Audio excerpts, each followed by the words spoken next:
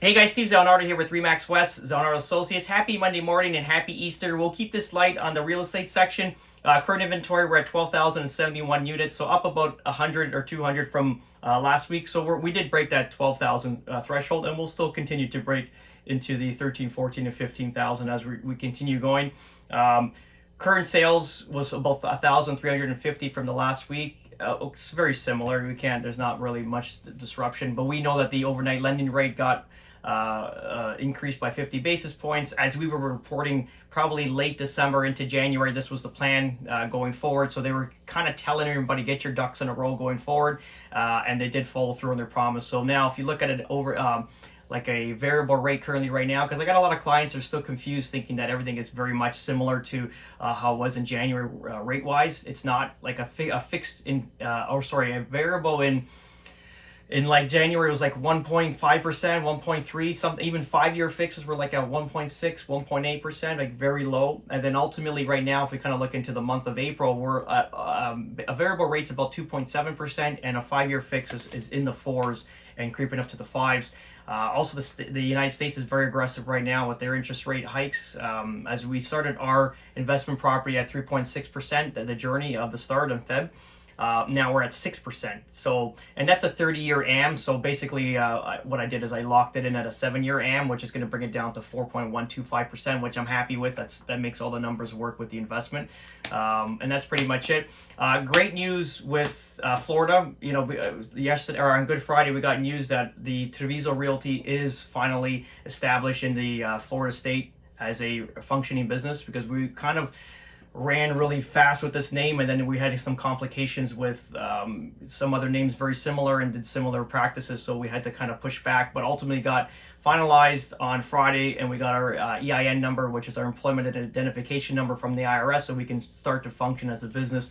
And this next steps is basically registering with the Florida State of Realtors Association, and then we're ready to go function as a full functioning brokerage. And again, this is a secondary arm to my Toronto business. I have a managing broker that's going to be down in Florida full time dealing with my clients going forward. I will be back and forth. That's fine, but ultimately my first and foremost most important business here in Toronto. So don't worry guys, I'm not leaving. I know I got a lot of calls because I have my personal residence on the market, but that's for different purposes. We have we might be buying some land a little bit north of where we are now, then build from there. So all good with that. What I found in Florida, being there for 5 days, because it may have looked like, well, I was vacationing, but not at all. We had appointments every day for 5 days, and we worked between 12 to 14 hours a day, just kind of getting to know, just familiarize myself with the area, and also meeting all the team that I put in place down there, regarding our immigration attorneys, the corporate attorneys, the title search companies, or the title closing companies. My managing broker, naturally spent a lot of time with Janet down there. My corporate banking with TD, so we had to meet all the professionals at the branch. Naturally, I want to have a face to the name and get to when I'm sending clients, I'm confident. And also the residential mortgage portion, also commercial mortgage portion to that, because obviously if we want to do more like upscale buildings or multiplying doors rather than, let's say, single family residence, we want to have some sort of commercial banker down there that can give us big loans for more like different properties or more complex properties. So that's quite cool. And what I found there was basically paradise. It's such a contrast between how we're living here in Toronto and how they are in Florida. And again, Toronto's my home, but ultimately we've got a whole really wrong approach to this, because I've talked to clients, talked to family members, talked to everybody. It's a lot of suffering going on here. It's just indirectly caused by COVID and how they're handling the process down there, like compared to what Florida is. So hey, listen, if you want to wear a mask, wear a mask. If you want to get vaccinated, get vaccinated. Who cares? It's no one's business. I mean, we were all in Toronto a melting pot for so long of different religion and cultures. We got along perfectly well. There's never been any outrage between cultures. We kind of lived all together and lived happily. And now it's just such a separation between people and their thoughts. As if you're not vaccinated, you're vaccinated. If you're masked, you're not masked.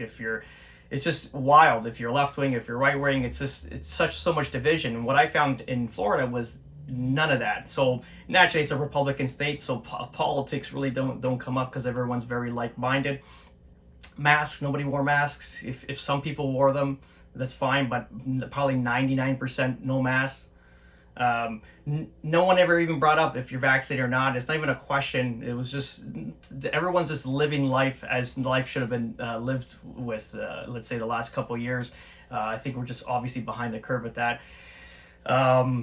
Yeah, so quite good. Everyone's kind of thriving, and to be honest, there's no lineup at the ICUs. The hospitals are quite functioning quite well. So as to what our media is telling us here, it's like the end of the world, and they're living their good life, and there's no restrictions on anything. So a little confused by that, obviously, by our media coverage here in Toronto, or in Canada rather, but all good. So Florida looks like an amazing place, even for people going forward. If you want to move out there, we're going to have a whole setup going up for relocation too, with immigration lawyers. We're going to have a really streamlined process. And to be honest, we're starting to see a lot of people reach out regarding relocation. Talking to my immigration attorney now, they used to do between 12 Canadians per year. They're probably doing 20 to 30 per month. So that's obviously a massive influx of business for them. They're not actually, some of them, they're not taking on new clients just because of the strong demand, and obviously they don't have the resources to kind of help everyone get through. But I feel like if you are looking for a relocation into Florida, please reach out. Naturally, I think this loophole will be ending at some point. So if you want to get on it, you should get on it very soon, because the process is probably take about 2 months in the U.S., but it'll be held up here in Canada between 7 and 9 months. So if something were to change where Canadians can relocate to other countries at some point, then it's obviously you're going to miss the boat. So yeah, if you're really interested in thinking of going, you should start the process very shortly. That's pretty much it, guys. Have an amazing day, and we'll talk soon. Ciao.